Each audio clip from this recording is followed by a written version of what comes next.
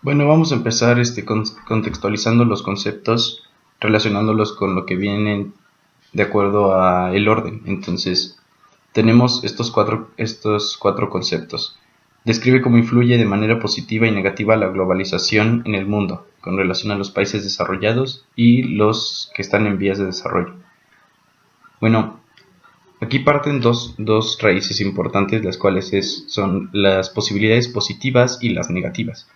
Las posibilidades positivas en países en desarrollo y países en vías de desarrollo sería que el país que tiene mayor cantidad de recursos, formas de comercio, ingresos, Producto Interno Bruto, etcétera, etcétera, puede dar como un apoyo para que tanto pueda beneficiar a los países que tienen menor ingreso y asimismo aumentar su propio ingreso. Es por decirlo así, ayudarse a sí mismo, de manera que cuando un país en desarrollo, digamos, le consigue vías de ferrocarril a otro, logra que este país pueda movilizar, pueda obtener transporte. Este transporte hace que se conecten entre estos dos países.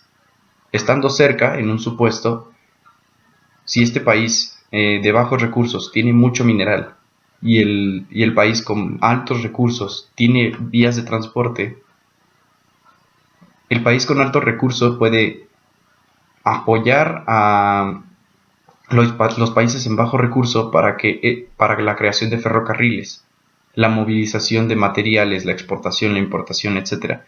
Y esta misma exportación e importación es como un trato de doble mano con el mismo país, de manera que te apoyo y tú me apoyas a mí.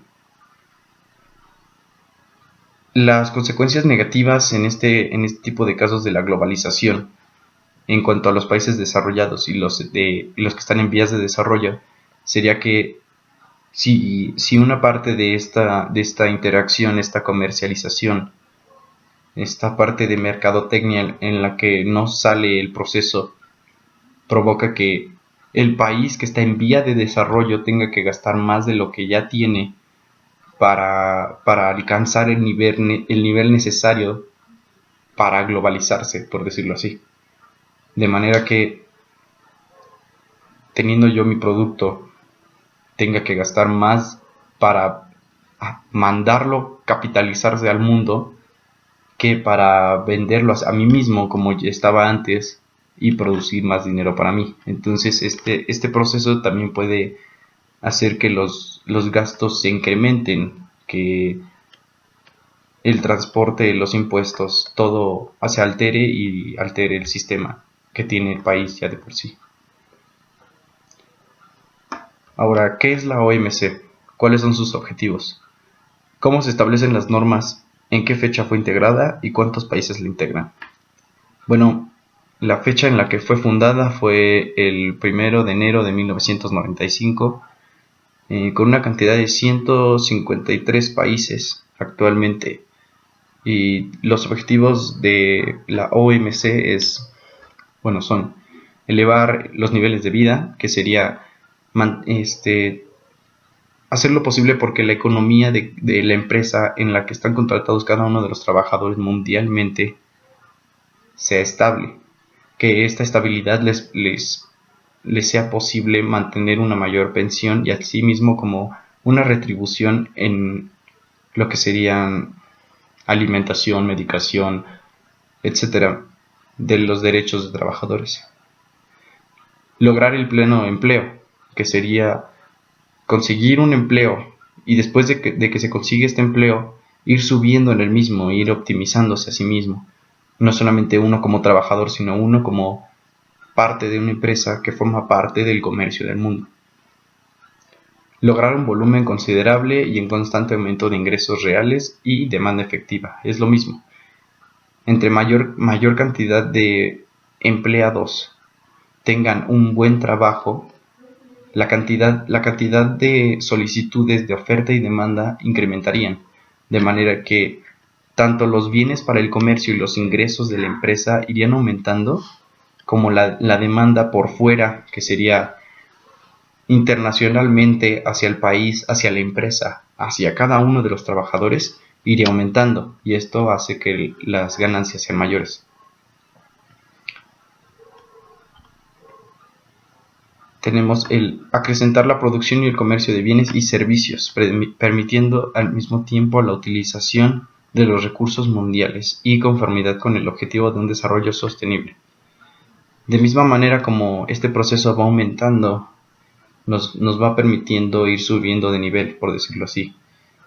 Nos da dando una manera más rápida y eficiente de usar lo que tenemos para lo que queremos, de la manera en cómo se está planeado. Entonces ya no solamente se trata de esta empresa con esta empresa, sino mi empresa comercializa con mi país, que comercializa con el mundo.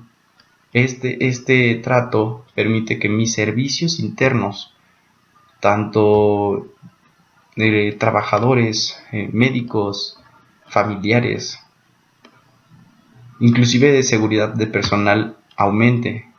Entonces permite que todo el proceso sea un efecto en cadena en el que algo sale bien y lo demás va saliendo bien. Determinando con mis palabras por qué es tan importante esta organización, no solamente se trata de un proceso capitalista, es algo más importante. La Organización Mundial se encarga de que cada uno de los comercios, el Tratado de Libre Comercio, el Tratado de Comercio Transatlántico Norte, etcétera, todos se lleven a cabo de las maneras adecuadas, que los formatos, las leyes, cada uno de los recursos que tiene cada país o cada empresa de país se lleven a cabo adecuadamente. No solamente se trata de yo, empresa A, me comunico con empresa B para hacer funcionar empresa C de otro país, sino tanto A, B y C tienen que estar conectadas, tienen que estar a sabiendas de lo que están haciendo y cómo lo están haciendo, cómo es que sus decisiones afectan a empresa D, empresa Z, inclusive empresa A y D. Entonces, cada una de las acciones que toma una empresa y que afecta internacionalmente o inclusive nacionalmente son las razones por las cuales la Organización Mundial del Comercio existe. Sin ellas, el precio tasa de dólar bajaría, o podría verse afectado los medios de transporte porque son principales para el comercio, tal vez inclusive las tarifas de impuesto, etc. Todo se vería afectado si no hubiera una organización que lo cuadriculara, que viera qué es lo que está correcto, cómo debe de ir, en qué orden debe de ir, cómo se debe de hacer cada proceso. Ahora, ¿cuáles son las ventajas y desventajas de la revolución digital en la sociedad actual? Viéndolo de la manera más simple, las ventajas de la revolución digital prácticamente son muchas. Se sabe que mucha de la información que antes estaba restringida tanto para ciudadanos, licenciados, ingenieros, personas con una profesión estable, se aumentaron, se potencializaron. La información y el conocimiento tanto de antes como de otros lados del mundo se encuentran cada vez más cerca. Entonces ya no es necesario estar buscando un documento en específico, una enciclopedia que lo mencione tantito, sino se pueden encontrar una cantidad infinita de documentos, una cantidad infinita de referencias, de libros, de escritos, de artículos, de divulgaciones científicas, etcétera, de todo el desarrollo que lleva haciendo la humanidad en beneficio del pasado, para reparar o corregir errores del pasado. No es solamente como una sociedad, sino internacionalmente, gracias a la era digital, se sigue avanzando. Es el siguiente paso para las innovaciones del futuro. Ya no solamente se trata de la máquina de vapor, sino el automóvil inteligente, digamos, el avión inteligente, la nave aeroespacial inteligente, los teléfonos, inclusive las computadoras, cámaras, todo tiene una información importante que después evoluciona. Ahora es la era digital, por decirlo así, la revolución digital. Dentro de unos años, la revolución aumentada. La era digital aumentada, tal vez. Inclusive podríamos dejar de conceptualizar todo lo que pensamos nosotros, sino llevarlo más a fondo, llevarlo a un foro internacional práctico, no solamente como las ideas que surgen a partir de lo que pasó antes. Las desventajas es el uso de la información. Se podría ver como dos polos opuestos. La ventaja de la revolución digital es la información. La desventaja es el uso de esa información, la manera en cómo se usa. Entonces, si de un lado tenemos una información relevante de cómo está hecha la comida, se puede usar de muchas y distintas maneras erróneas. Se podría decir, el agua contiene sodio. Y en el incorrecto uso de la información se piensa que todo el agua tiene sodio, entonces de cierta manera va a hacer daño para el cuerpo y la gente deja de tomar agua y las empresas dejan de vender agua y los productos reciclables se empiezan a producir distinto. Toda esta información se utiliza distinto dependiendo de cómo se manejen las masas con esta información.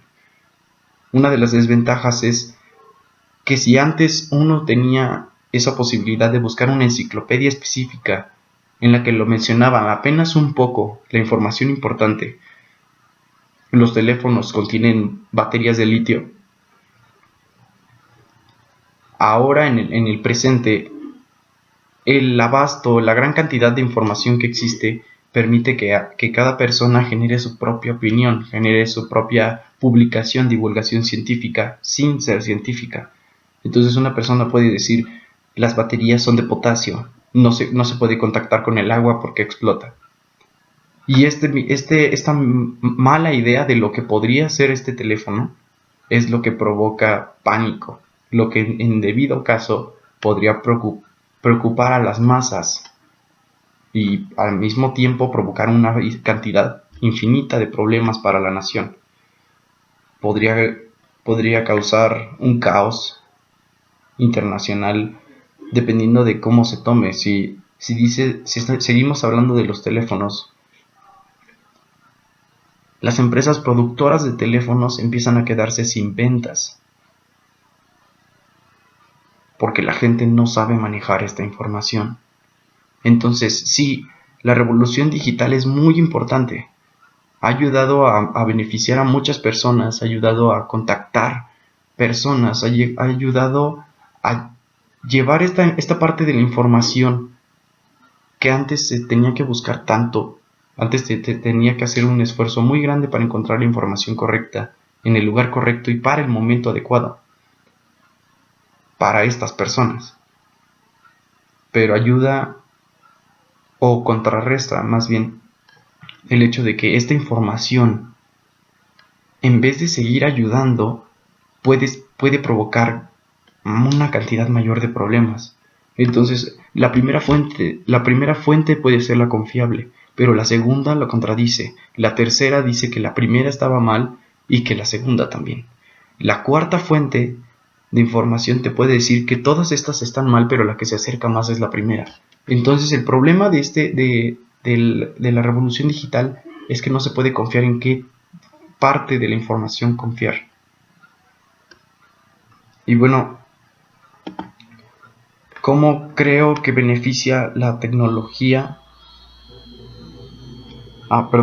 ¿Cómo creo que beneficia o afecta la tecnología al terrorismo? Bueno, en mi opinión personal, yo creo que son dos partes. Tanto puede afectarla como la puede beneficiar de cierta manera. Porque ya no solamente se carga de una una barra de dinamita. Ya no solo se trata de una simple pistola para alterar el orden público. Ya no se trata de una persona que se suicida en el metro y mata a miles de personas. Se trata de que la misma tecnología, como va evolucionando, es más probable que genere accidentes mayores. En un pasado, en un tiempo anterior, las medidas de un aeropuerto eran más que suficientes para detectar si había algún tipo de siniestro o si se planteaba algún tipo de terrorismo. Bombas, cuchillos, pistolas, etcétera, explosivos.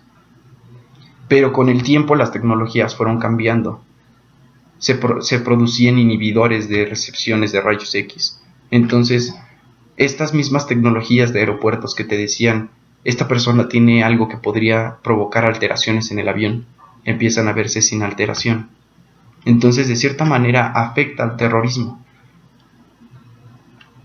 Pero dependiendo de cómo se use la tecnología, puede beneficiar tanto afectar al terrorismo.